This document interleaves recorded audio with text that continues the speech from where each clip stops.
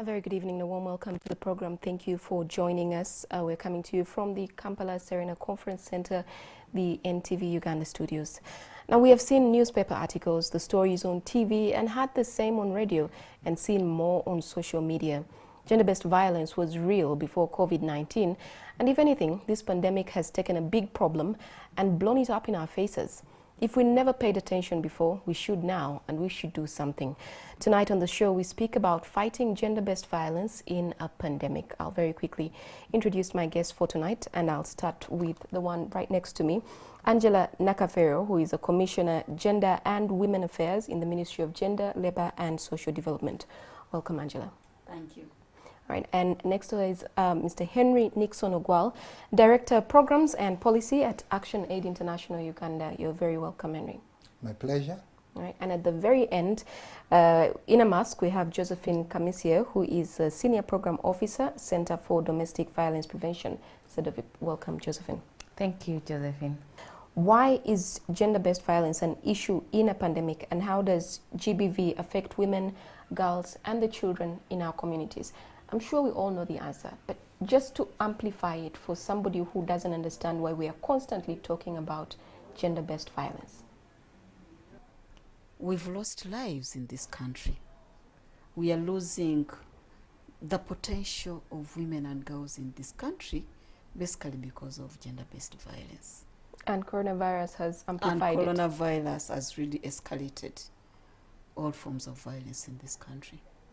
Do we know what the figures look like? I know that recent reports from 13 GBV shelters funded by DFID and the work done by CEDOVIP show more than 153% increase in violence against women and girls. From your experience supporting communities to fight GBV, what do you think caused this spike in the increase in these incidents? Henry? There have already been causes with us. The one at the center actually is the issue of unequal power relations in the households, in the communities, perpetuated by some of the aspects of our culture that still look at a man, a boy as the one to hold onto decisions and to also own property, to an extent where even in some communities women are still treated as part of the property to be inherited. And this, while we have been working on it together with government, civil society, with the support of development partners, even the media, we were beginning to have a little bit more hope. Alas, comes COVID, and the numbers just went up. It was so shocking because it was a time when we were all at home. Children taken from school to homes. And people, instead of being at work, they were at home. And home is where everybody should feel at home, which means safety. But that's where it sparked up. So the reasons which we have got from people who are confessing are these. One, men felt very insecure without going out of home, without being able to be the ones to give money for food and such. Very insecure. Economic insecurity. So that insecurity translates to beating up people, defiling young girls, raping people. First is violence against the wives whom they are supposed to protect. The other thing is actually it has manifested into what you are talking about. These men, it therefore means that out there they are spoiling, violating, defiling people's children. But this time round, they had nowhere to go but with their own children. This means we are living with very difficult problems amongst ourselves, which needs really serious mindset change. The other issue really to look at is that children, they were safer, again, out of homes, in some places like school and such. But you know, we had problems even in schools because we had those cases on. What is now being demonstrated is that while we have problems with the schools and still needs to be sorted, And the problem is actually can be summarized that where women and girls face violence are all in the places where they should be safe. Women and girl children are supposed to feel safe with the teachers.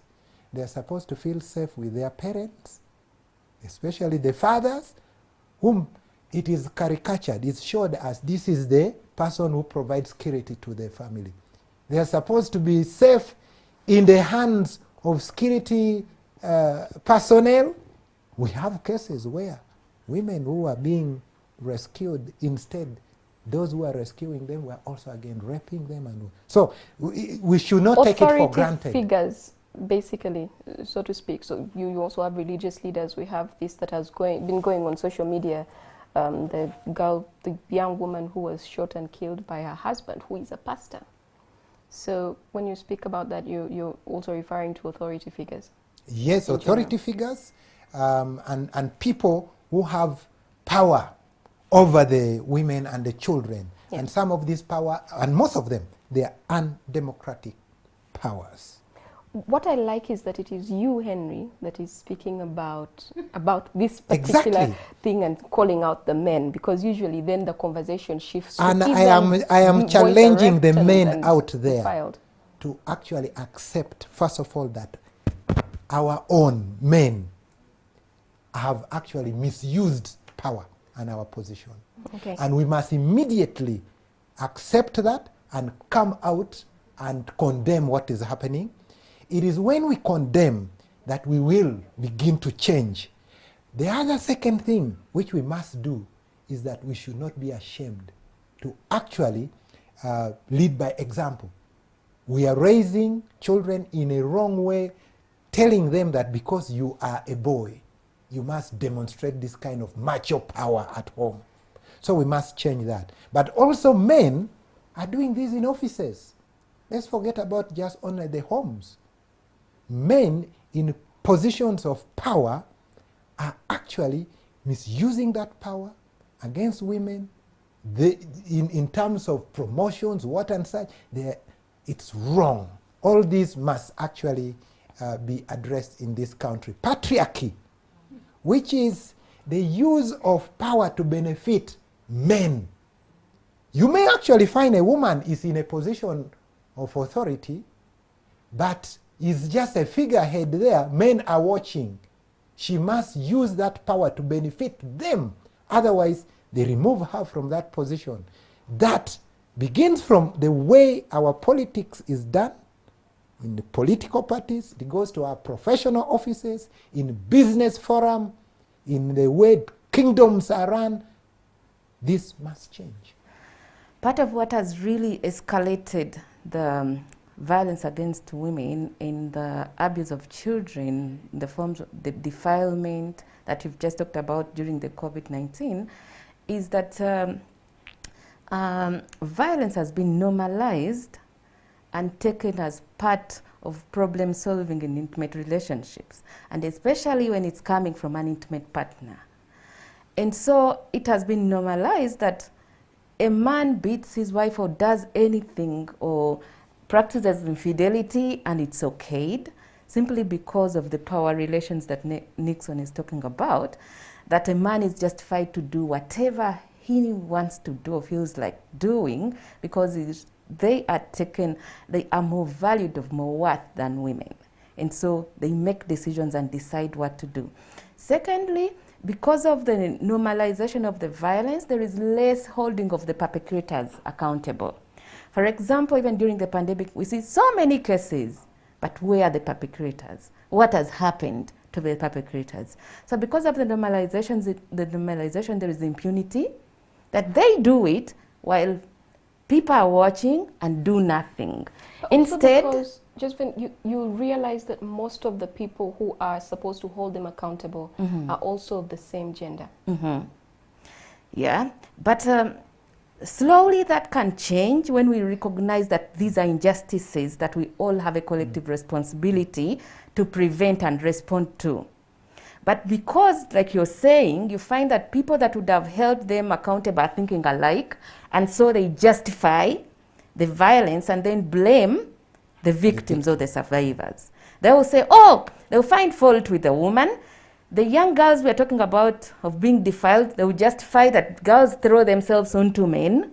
They are spoiled children. They are breaking marriages. But we know that all adults have the responsibility to protect children, and that constitutionally all forms of violence are outlawed, and specifically even the defilement is a capital offense. So there should be no justification as to whether someone will tell you, I wasn't the first to sleep with this girl. That shouldn't be an excuse. You shouldn't. Below 18, you've defiled, and it's a crime. So when we realize that all these acts of violence are crimes, and perpetrators are held accountable, then that will change the situation. And then, just to add, what explains why the cases escalated is then that the perpetrators spent more time with the victims or the survivors. And so that gave them more opportunity to abuse during the lockdown and during the pandemic. And that's why we see cases going higher, simply because they were spending more time at home with their abusers. Yes, with their abusers. All right. And just to give some context to when people are listening to us speaking about defilement, rape, and all of that, it doesn't seem like a big problem until you actually know the numbers. And previous shows that we've done during this pandemic have been lacking of statistics because no one was going out to do the research during lockdown. But there's information here from SAG implementing partner records, and it's from January to June 2020. And Angela, you said the numbers were more than this, but just to give a bit of context, I see defilement cases 266, child neglect 250, rape 48 cases, attempted murder 5, sexual violence 73, early marriage 11, FGM 12, incest 3, physical assault 1,258. And it goes on and on. And Angela, you say these numbers are lower than what it actually is. Well, Josephine, we have different reporting mechanisms in this country. That is reports coming from the GBV shelters, 17 of them. But the Uganda police always receive these cases. And according to the report that we've got from the Uganda police, it indicates that between January and June this year, over 10,280 cases were registered. 10,280 cases. And of course, and after this is both June, women and girls, or just both? Both okay. Women and girls. And of course, after that, more cases are being registered across the entire country.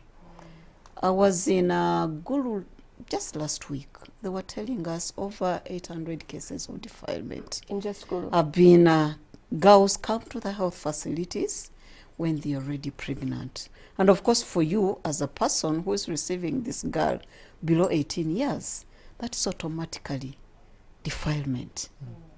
So more cases are yet to be reported. Let's take a short break and we'll be right back.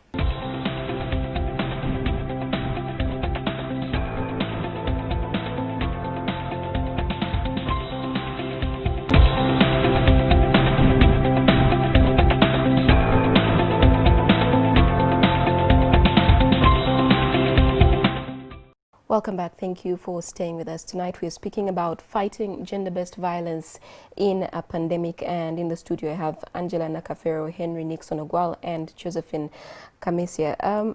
My next question to all of you. I know that DFID has been funding the support to Uganda's response to gender equality program from 2016 to last month, August 2020. What was this program about, and who are the partners, and what contribution did the SAG program make in addressing GBV over the years and even during the pandemic? Thank you very much. This was a program between Government of Uganda and UK Aid. And part of the program was to promote gender and equity responsive budgeting in this country.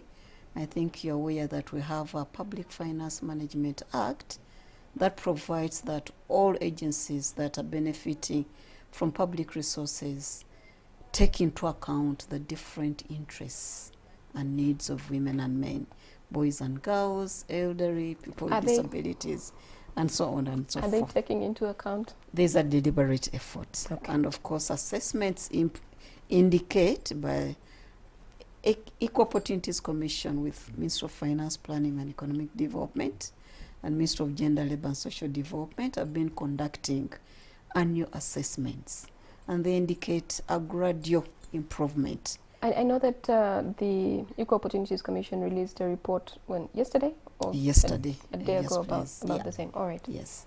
So part of the funding was towards supporting Government of Uganda prevention and response to gender-based violence that we've been talking about, and part of that was to establish gender-based violence shelters. And I'm glad that our colleagues from ActionAid, from Mifumi, from Sedovip have been managing over 13 shelters in different districts in this country, which are providing really support services to the survivors of gender-based violence in this country.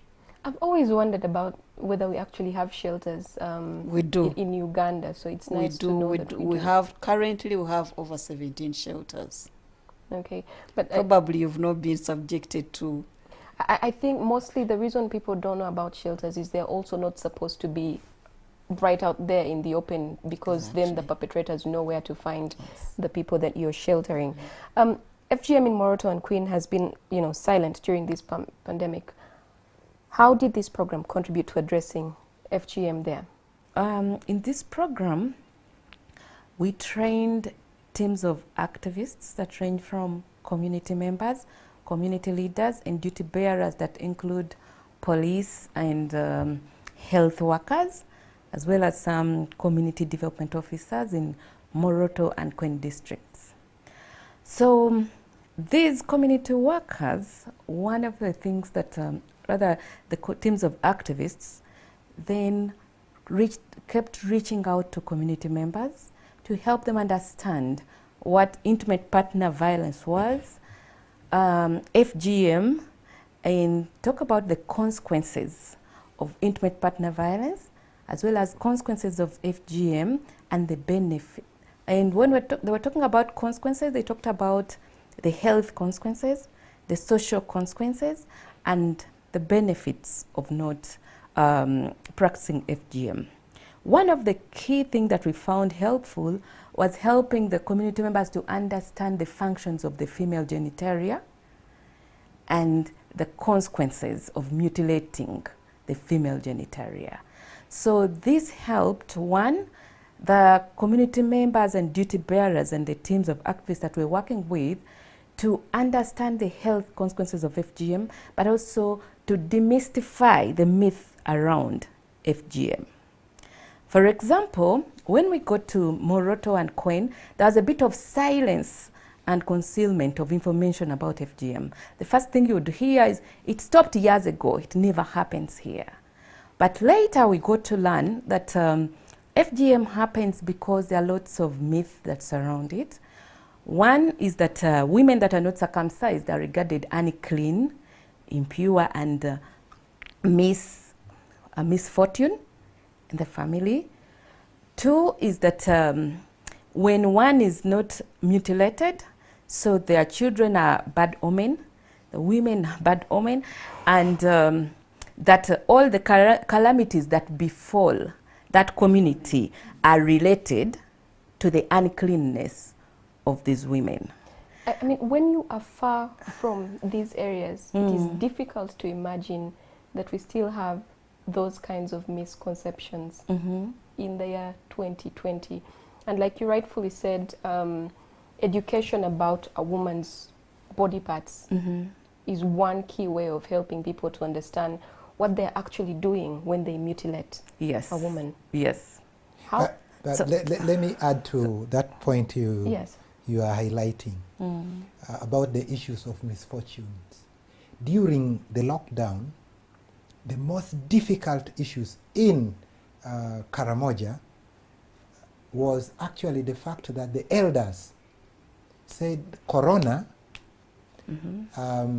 the locusts, the desert locusts, and at that time there was also an outbreak limited outbreak of cholera Yes. were all as a result of the uncircumcised women, that is the Yes. unmutilated women that had accumulated over a period. So they were like, a pressure was boiling up to within the lockdown round up the young women and women who had not been. So we are living, when we're talking about managing the gender-based violence within the pandemic, this is it. In the mountains as well, because they're saying this is the circumcision year. And therefore, Yes. as people are locked down and are more close to each other, there is how to beat the legal system, the machinery of government and all that, to ensure that this mutilation actually happened this year. The very big driving force behind this is even after FGM was outlawed, but socially, when a woman is not mutilated, she's not recognized, and so even a man who marries a woman that is not mutilated is regarded a child, and so is the wife he has married. So when you're not mutilated, you're a child irrespective of whether you're 90 years.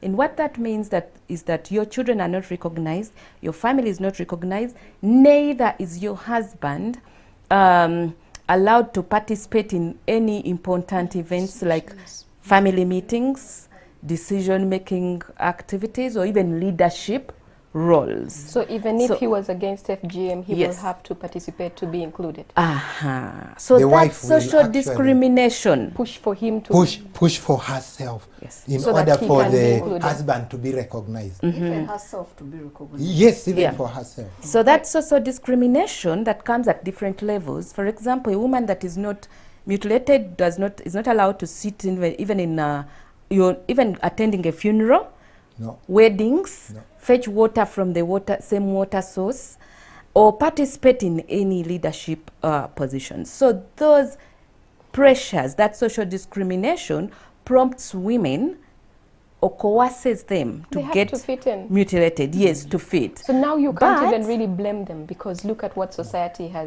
dictated. Yes. And that means they're children and children forever, and children's voices should never be heard. And majorly, the other big myth was that talking about the female genitalia, or even talking about talking about FGM is regarded a taboo in the communities of Queen and Moroto. So there was a perception or a myth that when you talk about it, you either go blind, you die, or you get mentally ill. So because of that, people have to be subjected to the level that even when you're mutilated this morning and someone asks you, say, I wasn't mutilated. So unpacking all those myths and helping people to see, first of all, like the very obvious one is questioning, who does the mutilation? And the people say, they are known people. Are they all blind? Have they run mentally ill? Every time stories about FGM are done, it just police has arrested the people who are mutilating the women. This has been done, but it just never goes away. It just feels like this is something that so many years later we're still grappling with. What do we do? Are some of these the women that go into the shelters? Okay, Yes, yeah. some of them do. But what we need to do ideally is changing the social norms and people's mindset around female genital mutilation. Okay. The same applies to other forms of violence. Because, for instance, female genital mutilation, people deeply believe in it. Yes. So for us to break through, it's about telling them what we are doing is wrong. We need to stop it. And also bring out the far-reaching implications of female genital mutilation to the woman herself, the girls, but also to the entire community. Because it doesn't stop with the woman, it goes beyond. Okay, I know that We've had FGM cases of is maternal mortality. I know that We've had- FGM is a huge, and we need to actually have an actual show on it alone, but our time is quickly running. And I wanted to know that, I know that some of the shelters have been funded by DFID, and, that funding, did it end? I'm told that it ended. So what does this mean?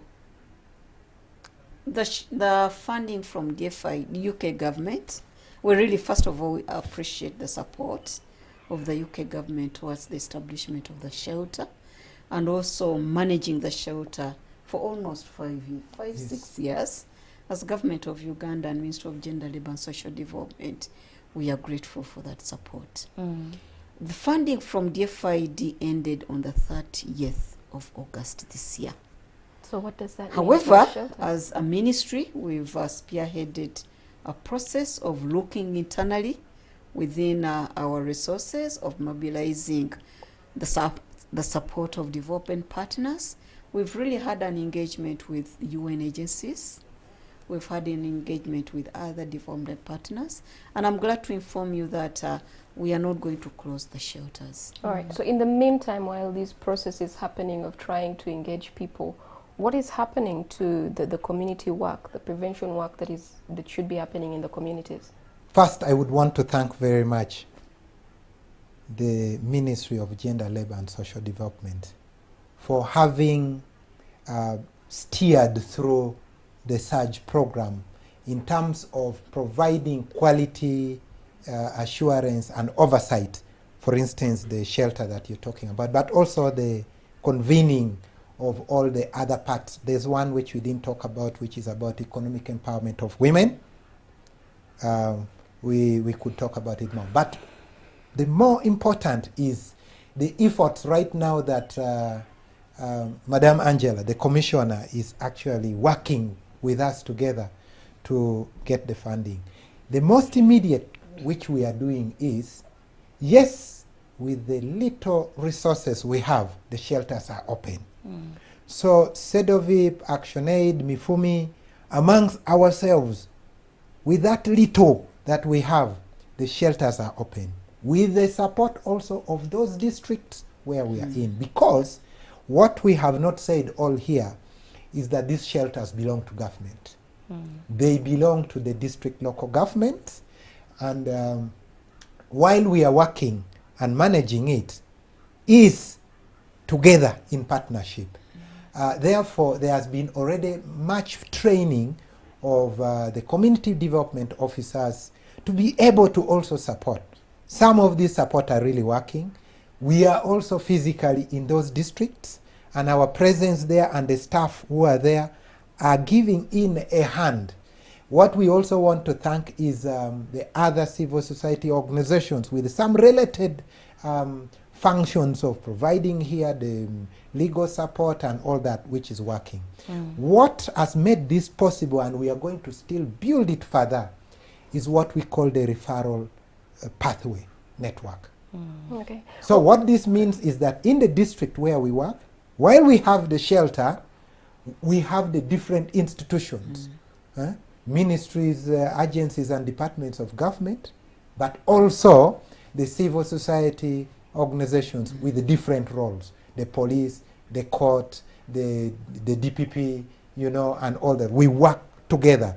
So very rarely we give credit actually to police in the districts and, you know, the district heads, because we're always looking at all the, you know, other things that happen with them. But I think that they actually come into play for matters that are very far removed from the rest of us. Let's take another short break and we'll be right back.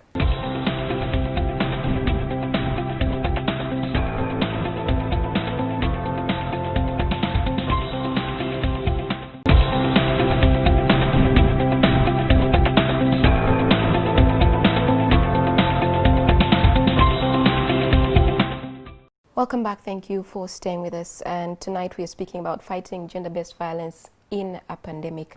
We're also speaking about the shelters that we have around the country, and knowing that DFID, one of the partners that you had that was helping keep them open, has ended its partnership. So we're speaking about sustainability, and Josephine, I think you wanted to say something related in that regard. Okay, so I'll talk about sustainability in the angle of prevention. In the communities where we've been working, the conversation has been focused on FGM, but we're also addressing commercial sex exploitation of children in Kampala. All right, so then you tell me about the methodology to address commercial sexual exploitation of children in Kampala. Okay, So in Kampala, we are still working the way we've been working in Moroto and Queen. We have a team of trained community activists and duty bearers that include police, health workers, and probation officers. And these community members or activists have been doing a day-to-day awareness raising about intimate partner violence and commercial sex exploitation of children, the consequences and the benefits of community members taking responsibility to prevent and respond to commercial sex exploitation of children, FGM, and intimate partner violence.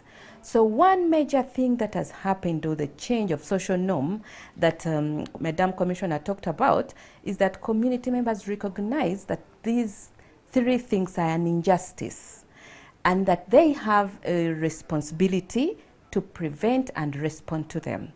So as a result of that, there is collective condemnation of intimate partner violence, FGM and CSEC, where we see community members no longer ignore, they reach out and intervene. They speak and condemn and hold perpetrators accountable. That has prompted some landlords in Kampala to put measures in place to include, for example, in tenancy agreements in the communities of Kampala, where we've been working, like in Kamo Church, Buyebwa, Ise, Makerere 3, to include that when you are a tenant in these houses, one, there is no intimate partner violence, and two, commercial sex exploitation of children is not allowed. So that's part of the agreement you sign before you Yes, get that's into part of the house. agreement you sign. And then several bars and houses or lodges have also indicated that a child under 18 is not allowed. And so if a client comes with a child, they're automatically stopped, and not only stopped from accessing the services of the place, but they take responsibility to even report to the local leaders or police.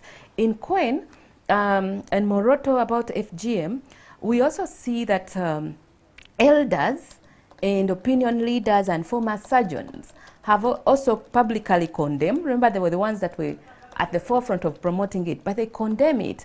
And they have inspired community members to prevent the social discrimination by they themselves encouraging and recruiting women that are not circumcised into community events, giving them leadership positions, and encouraging their sons and fellow colleagues or brothers to marry women that are not circumcised. And also the other thing is that then, because they've been talking so much loudly, they've broken silence about FGM. And so there is now more opportunity for people to talk about how they feel. People have testified about the life complications that they've got out of FGM.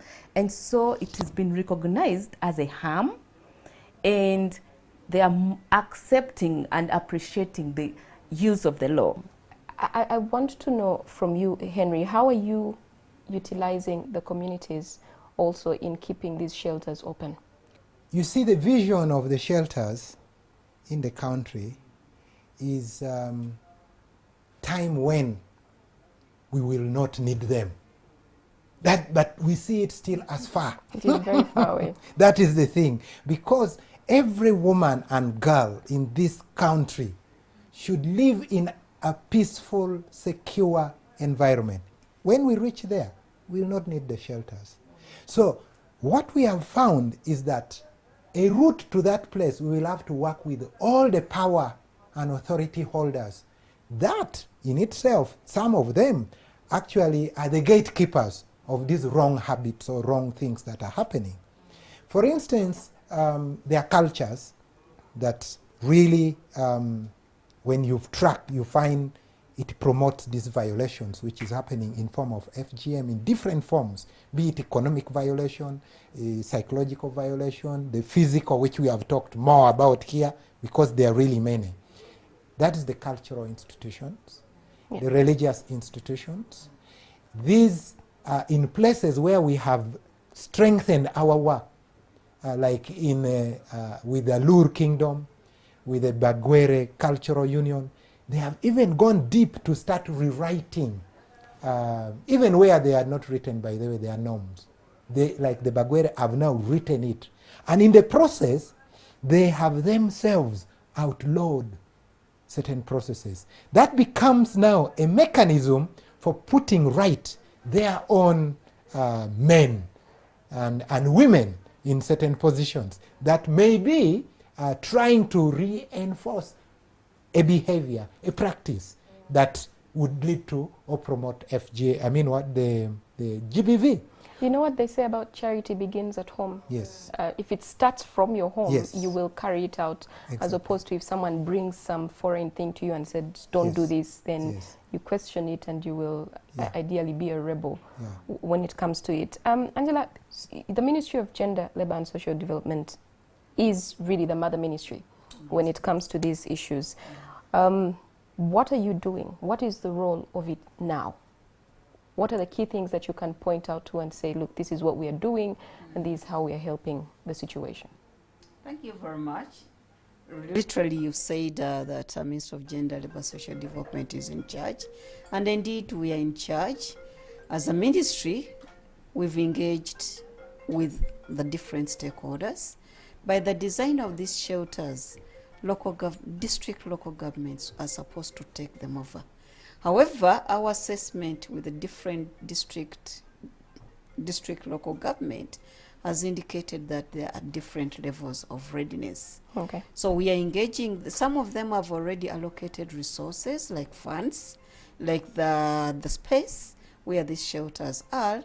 Some of them are located within our health facilities, which are managed by the district. So the districts have offered space, some have offered resources, some are not yet at that level, but as the ministry, we are taking the leadership in terms of mobilizing resources. Okay. We've integrated the sustainability of these shelters into our 5-year social sector development plan, as well as the 3rd national development plan. So following up on that milestones, we are going to design a project document that we'll share with Minister of Finance, All right. Economic Development in terms of funding the shelters. Very quickly, I want to know the partners that you've been working with and how supportive they've been in the fight against gender-based violence. We have about 5 minutes, so if one of you could just talk to me through the partners so I know who is involved in this fight.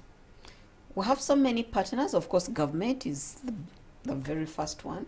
We have the UN agencies. Really, right now we are managing the UN Spotlight Initiative, which is a partnership between Government of Uganda, EU, European Commission, and UN agencies. Alongside those, our sisters and brothers from civil society. All right. NGOs have been very, very supportive, and we appreciate the support. Private sector, religious institutions, we are And working with them. The media, faith-based organizations, some of them you've been seeing, they're implementing programs that are supporting government. So we are working as one. All right. Thank you I very think much. the partner that is always left out are those communities themselves. Because now we have within them, there are the groups of survivor groups that are strengthening each other. They are male champions of actually eradicating this gender-based violence that are coming up. We would want to really recognize them. Just I'm going to start with you in closing, and I would like you to just respond to this question as your closing remarks. What are some of the key lessons and the opportunities and recommendations moving forward that you've picked throughout the work of GBV prevention and response? Okay, thank you, Josephine. So one of the key lessons is, of course, that in doing GBV prevention and response, we need a longer-term programming because it deals with changing of norms that takes a lot of time. So a short-time programming may not really make the results that we desire to see. And what that means is that even as the Ministry of Gender, as the mother ministry, needs to solicit funds for longer-term GBV prevention and response programming. Okay. And then what we've learned is that change is very possible because we've noticed a shift in attitudes in the communities where we've been working. And the beauty that Nixon talked about of working with the communities themselves, that the communities can do it themselves, and it's more sustainable because then they learn, when they know that this is an injustice and they learn the skill of how to prevent it, the sustainability remains because they know how to prevent it, and they collectively stand as a team to ensure that all forms of GBV are prevented. Right. And then still... all right, a final one? Oh, yeah, a final one. Yes. Like we've talked about, I mean, one of the things to pay attention to is to know that GBV is an emergency in all situations. Using this current scenario of the COVID pandemic, we can see that GBV was somehow not thought about. And so services were closed as well while we were in lockdown. Yeah. And so many were experiencing GBV with no access to services. So among some of the emergencies that we really need to factor in our national programming is GBV to be prioritized as an emergency all the time. All right, thank you very much, Josephine. The same question to you, Henry, in closing, and very quickly. Thank you. First one, while we look at the court processes and legal actions as response, it actually has got a very strong signal that becomes preventive. So we actually would want to encourage us to quickly move towards having GBV special courts, not sessions. That's one. Two, as long as women continue to fully or majorly depend on men for economic survival, then gender-based violence cannot easily go down. So we would need to see more economic empowerment of women so that they can take charge of their lives and many things in their families. And I think lastly, I would want to say that GBV programs and what cannot be projectized because it's a long haul. Yeah. We need to see a structured funding that should come in the long run from the government system. But since these shelters, for instance, are in the hands of local government, we need to change the trend of the funding of the local government because that local government financing has been going down. We need to take it up. All right, thank you very much, Henry. And you spoke about the government, so we let the government give us the final word on this. I would like to thank my colleagues. What I need to emphasize is that prevention and response to GBV in this country is not one government responsibility, it's all of us responsibility.